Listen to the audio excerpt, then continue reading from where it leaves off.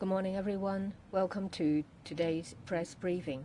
The Chief Executive will speak before answering questions. Because of the infection situation, please maintain social distancing and keep your masks on. Use the microphone when you ask questions to facilitate interpretation. If there are no questions, Chief Executive. Good morning, everyone. This morning, I'd like to tell you about two things. First, my visit to Beijing. Two, the development of the infection situation. Previously, I've spoken to you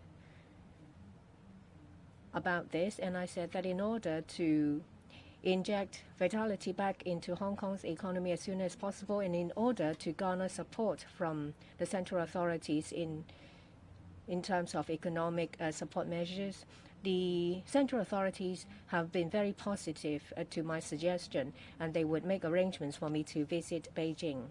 It's now arranged that I will go to Beijing next week. Our discussions will focus on economic development supporting measures proposed by the Hong Kong SAR. It entails a lot of different initiatives, so I will spend 3 whole days in Beijing next week. After that, I will go to Shenzhen and Guangzhou to speak to the municipality leaders about the development of the Greater Bay Area with Guangzhou, and further cooperation with Shenzhen. As far as I know, I will be arranged to attend coordination meetings with relevant ministries and commissions to hear replies to our suggestions. When I am in Beijing, I will visit a number of ministries and commissions relating to our suggestions. There may be some adjustments, so I can't give you specific details. All in all, after the morning EXCO meeting next Tuesday, I will set off. Well, because there is still an infection taking place here, I will have to stay in Shenzhen for 1 night before setting off to Beijing. My itinerary will cover about 4 to 5 days. Apart from myself, I will take with me 5 bureau secretaries with me. There is also the director for the Chief Executive's office. You can guess from the candidates the areas we're going to cover. We have the Secretary for FST, and we have Secretary for Transport and Health. We have Secretary for Innovation and Technology. We also have the Secretary for Food and Health, as well as the Secretary for Constitutional and Mainland Affairs. The second thing I'd like to talk to you about is the latest infection situation in Hong Kong. In the past week, we have seen a stable situation and with signs that are dropping. For over a week, there has been 47 confirmed cases. 90% of them are imported cases. Only 5 of them are local cases. However, out of the 5 cases, 4 of them have an unknown source. Well, as I've reported in my monthly report, in relation to cases with an unknown source, 1 is already too many. The Center for Health Protection has conducted analysis over local unknown cases in the past 3 to 4 cases. They have not find any relations amongst these cases. From their initial assessment, it looks like that these cases are quite scattered in terms of profession, area, and other categories. We can see that the global situation is still quite severe. There are over 42 million cases, especially in Western European countries. We have seen record high new cases up to 10 to 20,000 a day. It is indeed worrying. With winter approaching, in general, viral infection is more rampant. We have about 90% of the cases that are imported cases, so we have to exercise care to try to minimize such cases. Currently, there are already vigorous and stringent measures in place. Still, we will closely monitor the situation to decide what other countries will be included in the specified areas. Altogether, with Belgium added, there are 14 specified high-risk cases. In relation to Spain and Italy, I have had discussions this morning about the possible inclusion of these two countries. In other words, people who come from these specified high-risk areas will have to produce, before they board, a negative test result. Upon arrival, they have to go through a mandatory 14-day quarantine. We will keep updating the list of specified high-risk places. We don't want to leave out any cases. We want to be as watertight as possible. We will take stock of our measures to see if there are any gaps that we need to plug. I said that in the past week, the infection situation has stabilized and there are signs that the number of cases is decreasing. We would like to take this opportunity to review our four-pronged approach: testing, tracing, quarantine facilities, as well as treatment facilities. We have to be prepared as best as we can.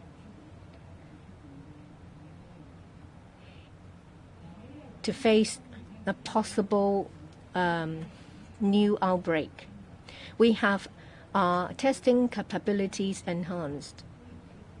But it's only in terms of the public, in terms of the public sector, 7,000 to 8,000. In the private sector, 70,000 to 80,000. With this level of testing capabilities, we need to find out where we should focus on to reach maximum efficiency and impact. We're told by experts that people suffering from mild symptoms should be tested as soon as possible. Otherwise, they might be an infected case and they might be viral carriers. Currently, there are 46 general outpatient clinics offering free testing services. The distribution hours for sample bottle has been extended. The hospital authority will explore the possibility of extending such a service over weekends or public holidays. We will, as I said, review the situation to see how we can achieve a higher precision in terms of our effectiveness. A lot of Hong Kong people visit private clinics. The private sector plays an important role. I appeal to members of the public that should they have mild symptoms, go to see a doctor as soon as possible. Doctors should strongly advise such patients to take COVID test.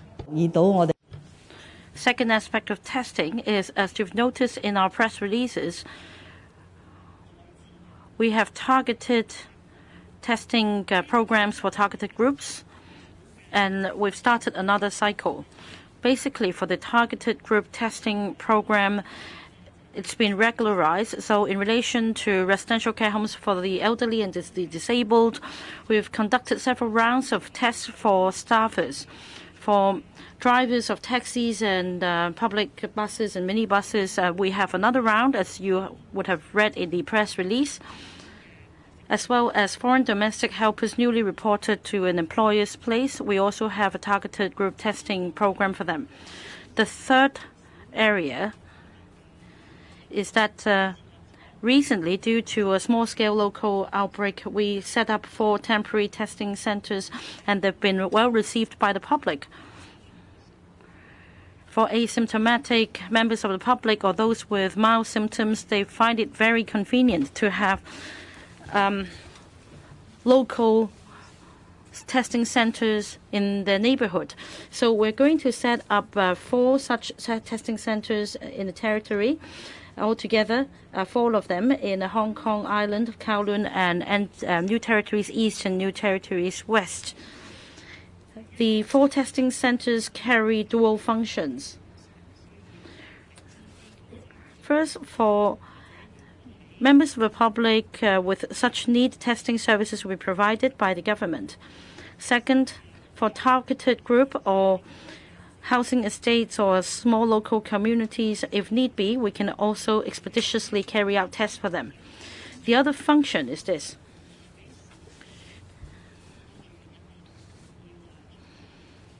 If there is a need to travel outbound for the purposes of using the health code or air travel bubble, some members of the public may need to obtain a negative result certificate, and they can utilize the centers for service at the fee. So we'll set up such centers so that private laboratories offering services for the public can also roll out services at a lower cost. Details will be announced in due course. And there have been many suggestions on a rapid test, and that the result should be ready in 6 to 8 hours. And the Hong Kong Airport Authority will roll out a trial scheme on a rapid nucleic test. Depending on the effectiveness of the rapid COVID test, we will consider applying more extensively to arrivals. Next, on mandatory testing, we are fighting this battle against the epidemic. Of course, we would urge members of the public to exercise self-discipline and to undertake the test voluntarily so that we can reopen the borders as soon as possible and our lives could return to normal. However, we do have a liberal society. Not everyone would act on their own volition. But for the purpose of safeguarding public health, we do require some members of the public to undergo tests. And the relevant work has been carried out under the Prevention and Control of Disease Ordinance. Over the past 9 months, under CAP 599, Prevention and Control of Disease Ordinance, we enacted 7 new regulations. And we're now paving the way for a framework for compulsory testing. However, we need to take a targeted approach. We're not suggesting that everyone in Hong Kong should go for compulsory testing anyway. Well, as we learned from the experience of the Universal Community Testing Program, it needs to be cost-effective. And in other words, we are focusing on those with symptoms, those in minor outbreaks, and those in high-risk places and small communities that are under high risk. For example, the container terminal cluster and residential care homes. We are going to soon roll out another piece of subsidiary legislation on compulsory testing. The other area is on tracing. The Centre for Health Protection has been working day and night on tracing these cases with the help of the police. And previously, the Innovation and Technology Bureau started a tendering exercise on developing an app. And I'm happy to report that within this week, on a voluntary basis, users of mobile phones can now download this app so as to record the activities in a day.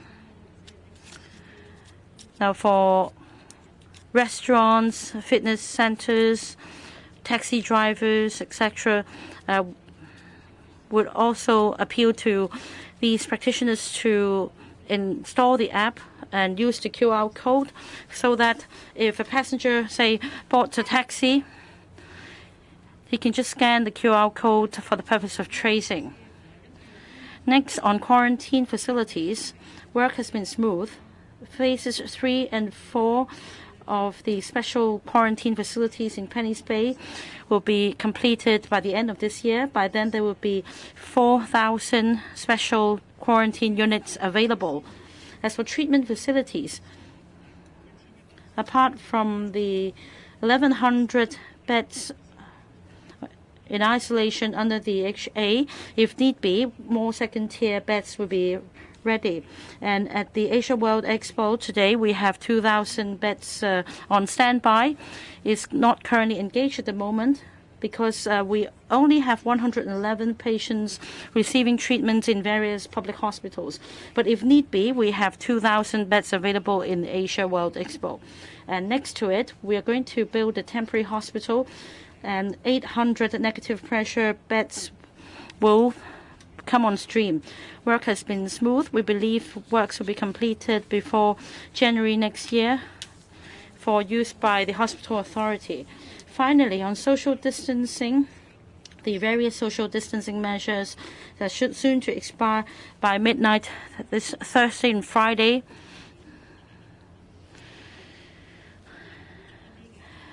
And on this, we are going to make certain adjustments, but I'm afraid we do not have the prerequisites to totally lift them. And the Secretary for Food and Health will brief you on the details later today.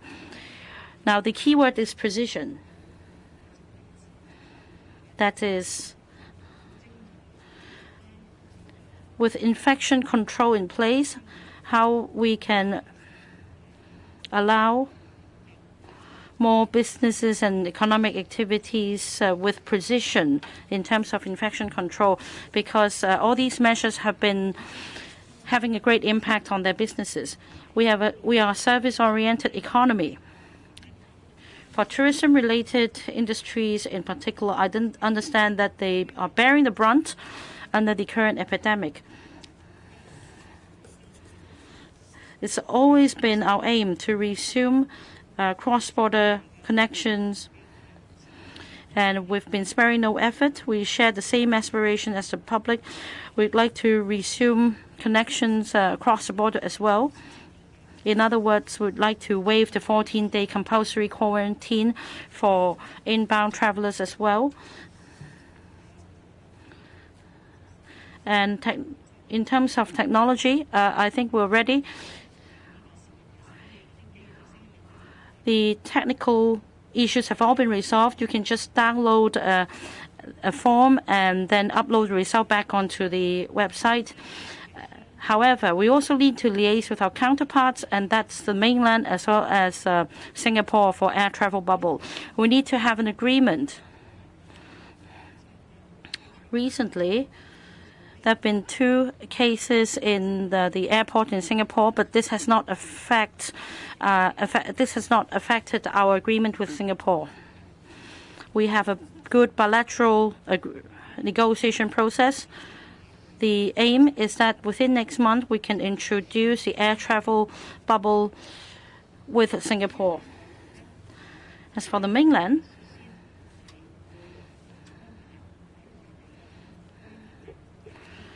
as a priority, we are going to arrange for Hong Kong residents currently living on the mainland to come back to Hong Kong without observing the 14-day quarantine arrangement. This will happen next month.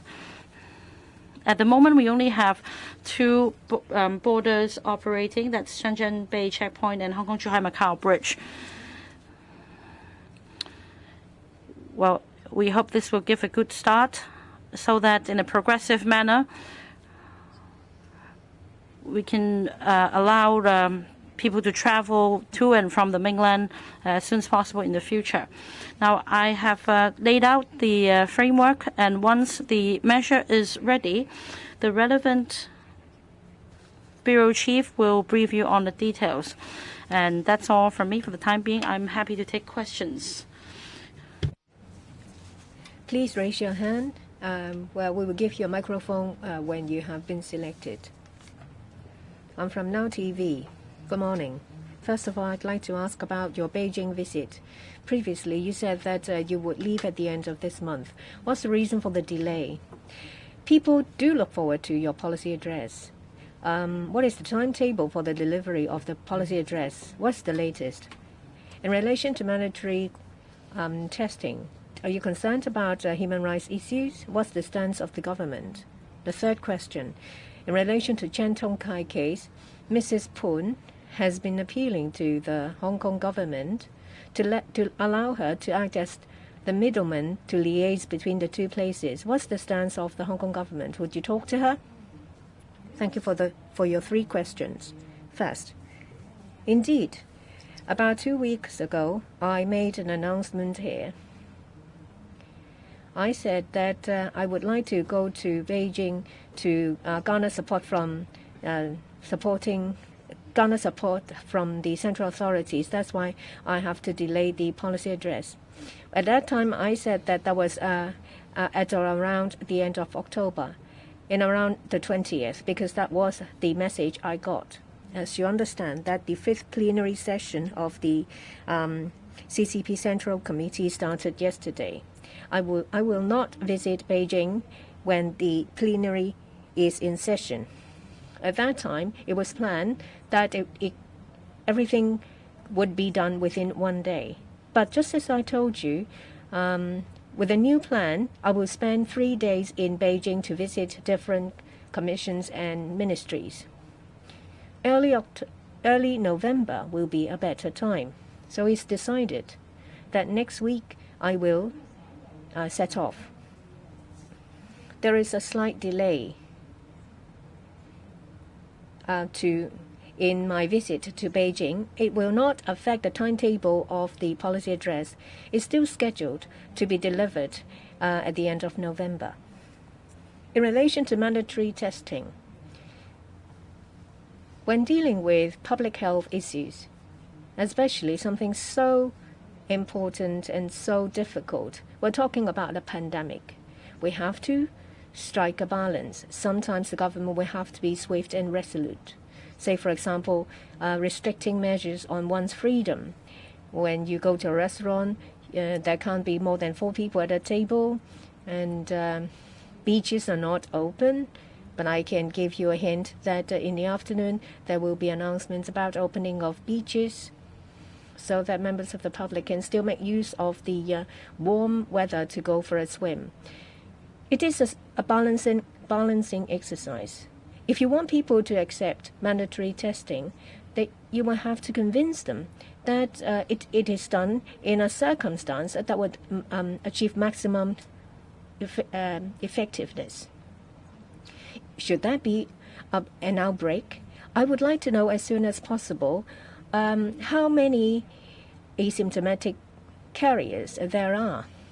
And for those with symptoms, in order to stop you from spreading the virus, we need a targeted testing program in place. With the legal basis in place, we will proceed along this direction in our implementation of mandatory testing. For the third question, in general, I don't want to have a detailed discussion about it because it will stir up emotions of two otherwise ordinary families. From what I understood from Reverend Peter Kuhn, well, he's been keeping me updated about the situation. As far as I understand, Chan Tong-kai is still willing to surrender to Taiwan. There is one thing that we need at the moment is a visa to Taiwan. As soon as Chan Tong-kai has obtained a visa to Taiwan, I'm sure that it will kickstart the whole process. But the ball is not in the court of Hong Kong. As soon as Chan Tong-kai has a Taiwanese visa, we will be more than happy to deal with all the facilitating work needed. This is Natalie from South China Morning Post. During your trip to Beijing, will you discuss with the mainland authorities about your plan to extend voting rights to Hong Kongers in the mainland? Because the scholars warn about the risk of vote rigging and possible manipulation. So how would you respond to these concerns? Are you going to proceed without any possible public consultation exercise? And the second question is, over the weekend, there was a global campaign joined by over 30 countries to demand for the release of the 12 Hong Kongers being detained in the mainland. Has the government taken any further actions for the plight of the 12? And my last question is about the issue in Hong Kong U, because one of the mainland professors named to take up leading role at Hong Kong U, but he was listed as a Chinese Communist Party member on Tsinghua's website. So as Hong Kong U's chancellor, will you clarify his background? Do you think it's appropriate to appoint a Chinese Communist Party member to take up a top role in a top local university? Thank you. Thank you for the three questions. On question one, as I have said on two occasions at least, my trip to Beijing this time is solely on the economic side. That is, in light of the economic situation, which of course is very serious in Hong Kong, we need more support measures from the mainland of China, especially in light of the overall direction that Hong Kong should move to better integrate with the mainland of China, especially in the Greater Bay Area. So at the moment, there is no plan to talk about other subjects, including the one that you have mentioned. As far as the deliberation on the voting issue, this is not something entirely novel. It has been discussed in society and in the Legislative Council relevant panel for many times, as confirmed by one of the LegCo members in a recent article or a letter she wrote. So the public opinion on this issue has been very clear, but the point is, like many other things, especially those with a mainland dimension, it is extremely difficult to get a consensus on such matters. So the government is now revisiting this issue. I understand we have a previous view, but we are now revisiting issue, especially as demonstrated by COVID-19, that sometimes, despite their proximity, it is just not possible to cross the border to do some legitimate things, whether in voting, in business, in visiting relatives. So at the moment, we are revisiting the issue, and when we have a clear view, of course, we will tell society of which proposal that we will pursue. Now, there has been a lot of so-called global campaigns against Hong Kong since June last year. This is not something that will catch us by surprise, because very unfortunately, Hong Kong has been caught in an international sort of campaign or attention, particularly vis-a-vis China. So, but the clear thing, as we have said many times in rebutting accusations from overseas politicians, the situation of the 12 fugitives is this one, that they have been suspected of bridging serious crimes in Hong Kong. Instead of staying behind and accept legal responsibility by going through the legal system, which is an independent judiciary, they have chosen to flee Hong Kong. And in the course of fleeing Hong Kong, they entered another jurisdiction. And as a result of that, they have committed another crime. So the first thing is they have to face up to the consequences of that offense in that particular jurisdiction, that is a mainland jurisdiction. And thereafter, of course, we will have arrangements to bring them back to face their criminal liabilities in Hong Kong. How overseas campaigners or the activists presented the situation, of course, is something we would not like to see. So that's why I said that we will we will be very conscientious and very robust in refuting any of those accusations. About Hong Kong University, yes, I'm the Chancellor of the Hong Kong U as well as other universities, but I'm sure you will appreciate that as the Chief Executive and the Chancellor, I will refrain from interfering with the university's matters and respect the institutional autonomy of Hong Kong universities. Hong Kong is very fortunate to have well-renowned universities, with 4 or 5 of them amongst the top 100. This is the strength that we will preserve in order to sort of take an active role in the Greater Bay Area. And I'm sure that each university will recruit and appoint the best academia to fulfill that mission. And in the appointment, I believe the university authority will look at the attributes of meritocracy. That is the academic achievement of the candidates, the competency of the candidates. I don't think they should or anyone should adopt other than these attributes in assessing the suitability of individual candidates. Thank you.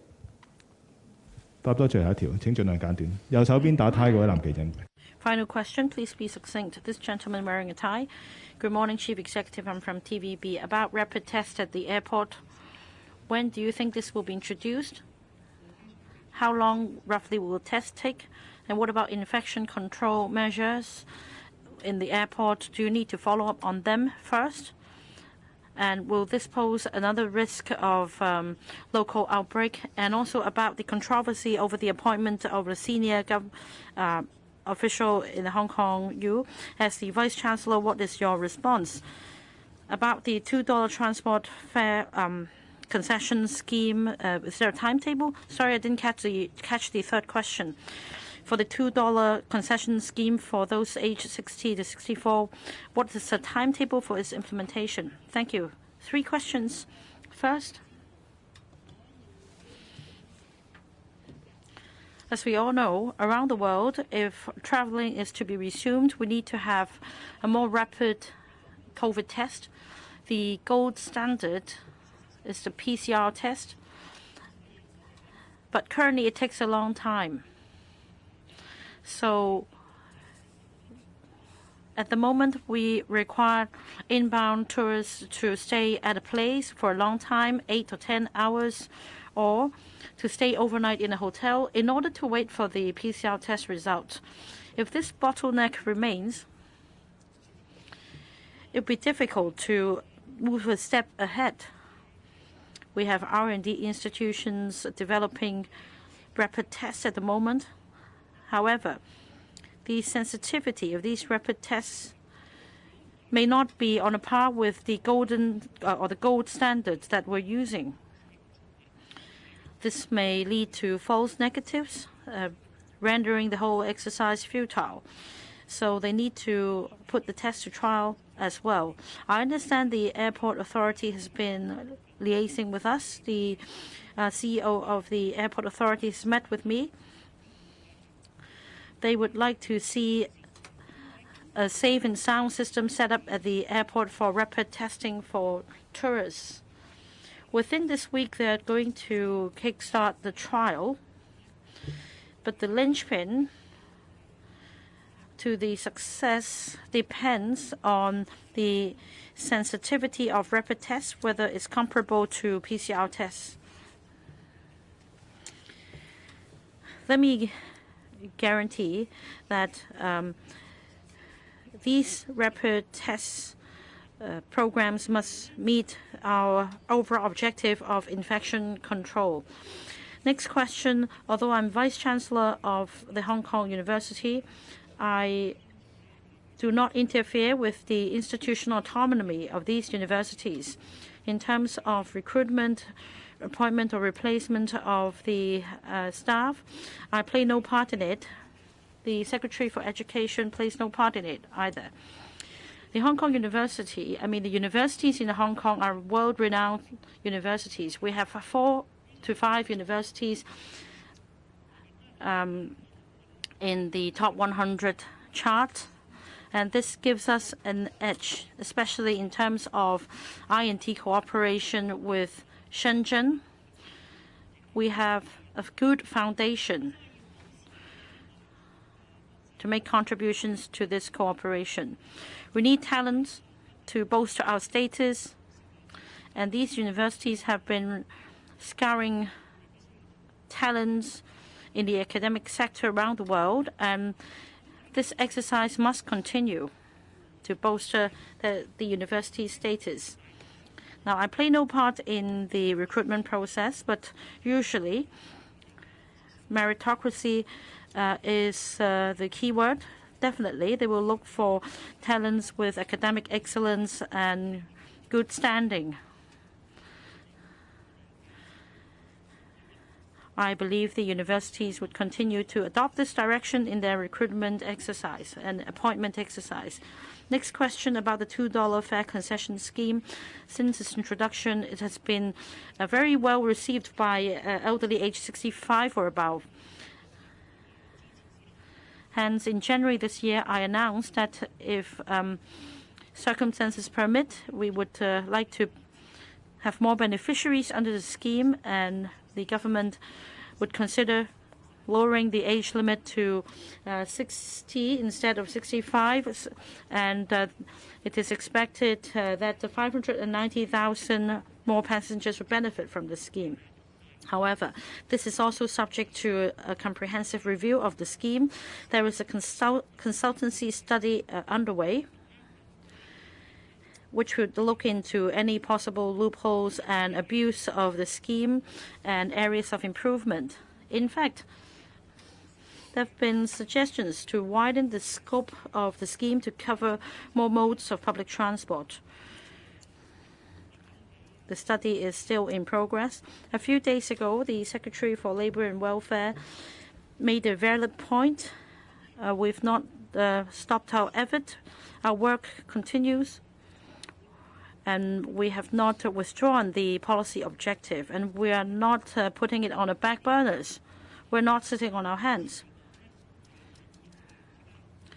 However, at the moment, it is difficult to finalize the implementation schedule. We need to resolve a number of thorny issues, such as financial issues and problems of abuse. Thank you.